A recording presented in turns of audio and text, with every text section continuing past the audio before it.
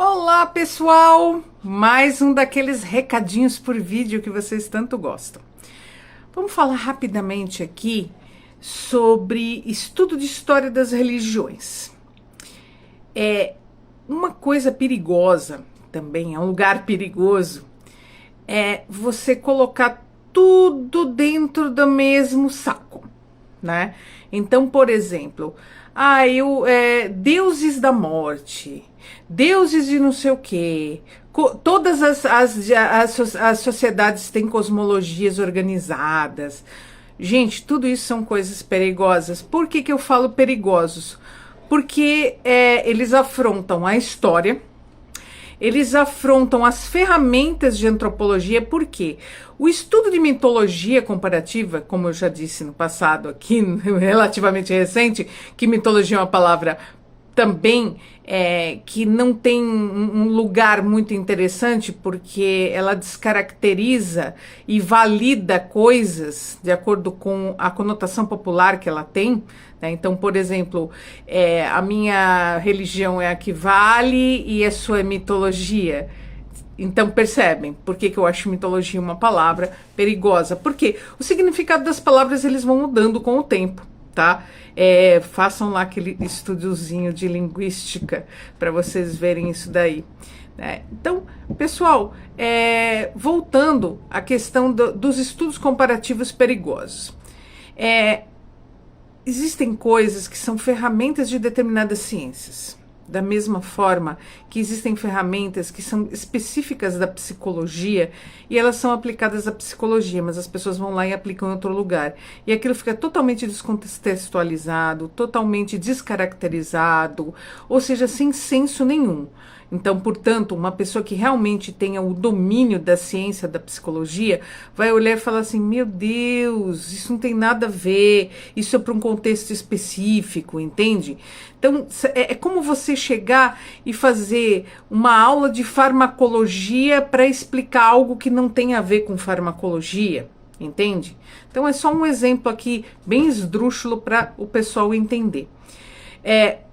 Existe outro ponto perigoso, que é o que eu falo, que é a mitologia comparada. A mitologia comparada, ela é uma ferramenta, ouçam a palavra, ferramenta, para se entender culturas, mas não para achatar uma cultura e jogar tudo no mesmo balaio, né? Então, isso é perigoso também. Por que que é perigoso? Porque não está sendo usada a ferramenta da maneira certa. É a mesma coisa que você usar um martelo para bater na cabeça, né? Então, mas você... existe também um outro tipo de coisa na internet que é falar assim, não, você tá sendo elitista. Quando a gente fala algumas verdades, e algumas verdades de quem estudou, a gente está sendo elitista. Não, gente, eu não estou sendo elitista. Esse é um conhecimento válido, é um conhecimento que alinha as ciências da antropologia, as ciências da história, né, e a historicidade do povo, né? Uma das coisas mais importantes no mundo é você ter a sua cultura valorizada. Então, não só você tem que ter sua cultura valorizada, mas você quer valorizar outras culturas, né? E assim como as outras culturas querem ser valorizadas, não existe cultura melhor que a outra. Acordem, né? Então, por exemplo, você tem... você como brasileiro que está me vendo, eu estou falando em língua portuguesa, então presumo que seja um brasileiro, você vai achar um lugar perigoso se alguém chegar e falar assim, nossa, mas cultura indígena é tudo igual. Pensa nessa fala. Aí a gente olha para a diversidade absurda indígena que existe no Brasil, né? De vários povos, com diferenças às vezes bem grandes entre si. Aí você olha para os indígenas taínos, que são predominantemente do Caribe, e você olha para algumas comunidades indígenas, como as mais conhecidas, como Navarro e Oiapoque, Iroquois, que são norte-americanas, né? Gente, tem diferenças muito grandes, então é disso que eu estou falando. Não façam isso, não se desvalorizem, não joguem tudo dentro do mesmo contexto. Outro ponto importante, eu tenho amigos no meio magístico e que dão aulas de magia, tudo, e também nós temos nossas rusgas. Eu sempre brinco que não pode se ser fanboy de um autor só. E hoje em dia, da mesma forma que lá para os anos 90 foi moda, né? As pessoas que não entendiam do que estavam falando falaram de Joseph Campbell.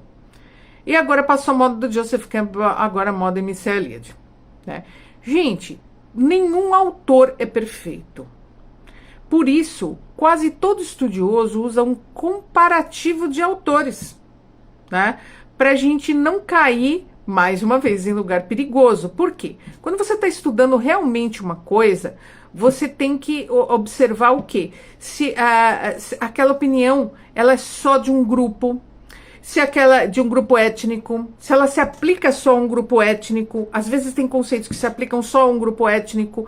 Então, gente, isso daí é pensar de uma forma da antropologia e da história, né? Da mesma forma que eu sou contra a mitologia comparada até para estudo, porque eu acho que cada povo tem sua identidade cultural e construção cultural. Por exemplo, às vezes você tem determinadas vertentes mágico-religiosas ou religiosas que surgem num país de acordo com um contexto. E isso é muito importante a gente estudar. Quando a gente estuda, por exemplo, quando surgiu determinada vertente religiosa? Qual a necessidade das classes que ela estava atendendo? Percebem? Né? É muito mais profundo do que isso. Então, número 1, não sejam fanboy de um autor só. Vejam os opositores dele e o que eles dizem. Número 2, mitologia comparada é um lugar perigoso, né? Acordem e olhem para a cultura como um todo. Não achatem uma sociedade e não reduzam ela a um estereótipo cultural, ok? Então, gente, esse é o meu recadinho de hoje. Filosofia, antropologia e história unidos num corpo só.